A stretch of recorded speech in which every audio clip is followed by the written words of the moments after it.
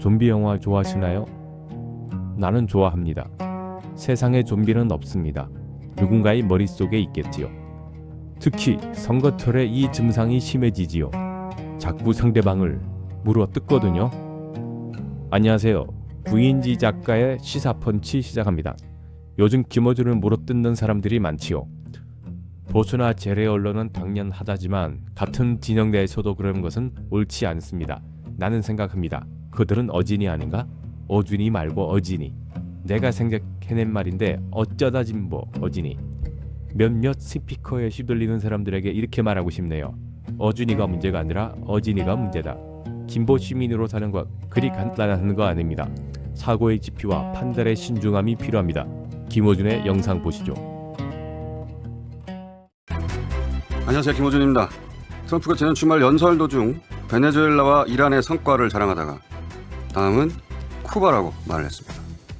그러면서 청중을 향해 못 들은 척 해달라고 덧붙였는데 수천 명이 죽고 다치는 전쟁을 그렇게 장난처럼 거론한 자가 세계 최강 미군의 통수권자라는 사실은 미국의 부끄러움이고 그리고 나머지 세계에는 비극이다.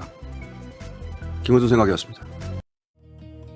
김어준의 생각에 동의하고 그런 자들이 인류의 비극인 건 맞지만 진짜 인류의 비극은 저런 인간을 뽑고 지지하는 사람들이 있다는 것, 항상 있었고 많기도 하다는 것이지요.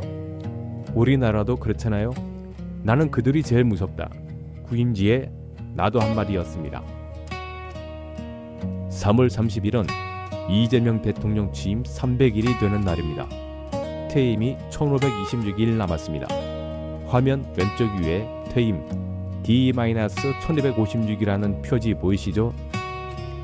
정치권에서는 섣불리 말을 못 꺼내지만 이재명 대통령의 연임을 바라는 시민들이 많습니다.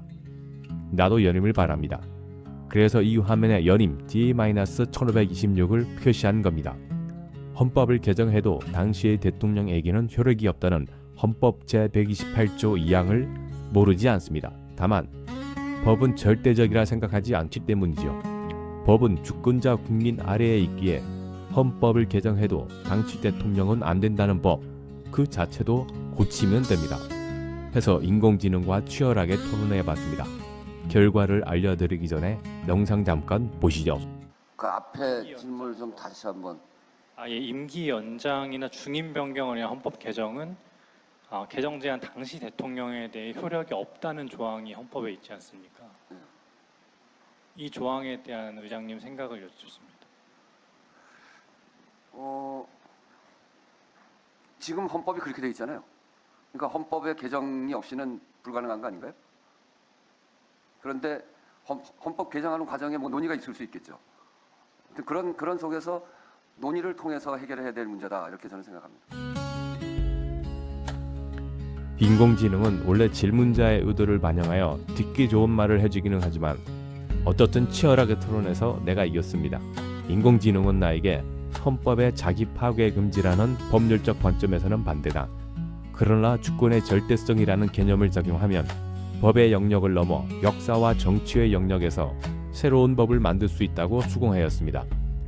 이거 아무런 법적 구속력 없는 얘기입니다. 그냥 참고하시면 됩니다. 아무튼 그래서 나는 대통령 관련 영상에는 연임을 카운팅하는 T-땡땡땡이라는 표시를 계속하겠습니다.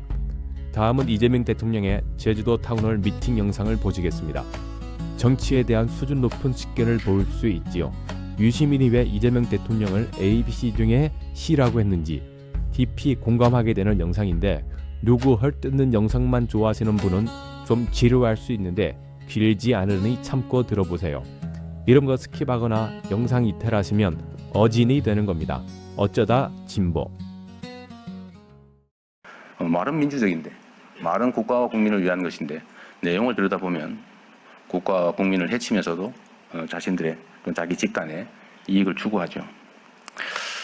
지금 뭐 우리 사회에도 그런 거 많습니다. 하는 말은 그럴싸한데 내용은 반대예요.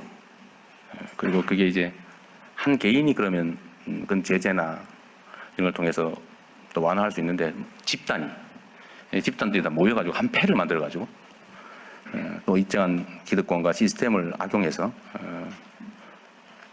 그런 불법과 부당함 이런 것들을 관철하는 게 또 현실이기도 하죠. 안타깝게도 그게 정치의 이름으로 나타나기도 합니다. 정치라고 하는 게 잘하기 경쟁이라 해야 되죠. 누가 국민의 대리인으로서 또는 수인민으로서 더 잘하나, 누가 국민에게 더 많은 희망을 주고 국가의 미래를 더 밝게 만들었느냐에 따라서 이재명 좀 하는데 이 사람이 훨씬 더 잘해. 그럼 또 바꾸고. 그래서 서로 더 잘하게 하고. 사실 그렇게 국민을 기준으로 뭔가를 선택하고 판단한다면 무슨 이념이고 뭐 가치고 개인적 성향 이게 뭐 중요하겠어요. 오로지 중요한 기준은 다수 국민의 최대 행복 아닌가. 정치인들은 자기의 신념과 가치를 실현하기 위해서 정치를 하는 사람도 있겠죠. 그러나 국민의 삶을 직접 책임질 때는 자신의 신념과 가치를 실험하는 것은 그거는 옳지 않다고 생각해요. 저는.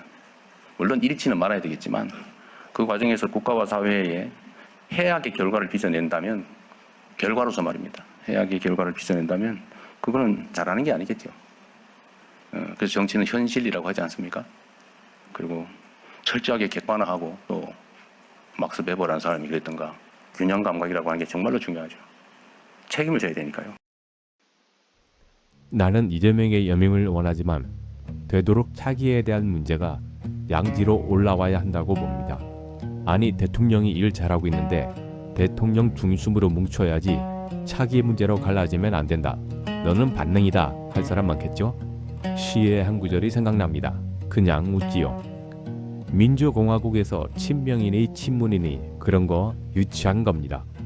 이재명 대통령은 자신을 머슴이라 했고 칭찬하고 지지하되 찬양하지 말라 했지요. 전적으로 동의합니다. 그런 면에서 나는 친명이 아니고 그냥 복명이지요. 이재명과 생각이 같다. 복명. 그리고 현직 대통령은 차기를 키워내고 민주정부의 대를 잇게 만드는 것이 사명인데 어떻게 차기에 대해 언급하는 것이 대통령 흔들기가 됩니까? 흔들리는 경우는 딱 하나. 차기 대권에 대한 속내를 감추고 모략과 술수를 부리며 겉으로는 대통령 흔들지 말라 하면서 친명 반명으로 갈라치기를 하니까 문제가 발생하는 겁니다. 나는 차기 후보로 이재명을 꼽지만 김민석, 정청래, 조국 다 좋습니다. 다들 우리의 소중한 자산이죠. 뒤로 숨어서 술수 부리기들 말고 다 양지로 나와서 경쟁하는 것이 좋습니다. 그리고 공정하고 당당하고 재미있게 경쟁하도록 시민이 감시하고 응원하면 오히려 갈라치기는 발붙이지 못합니다.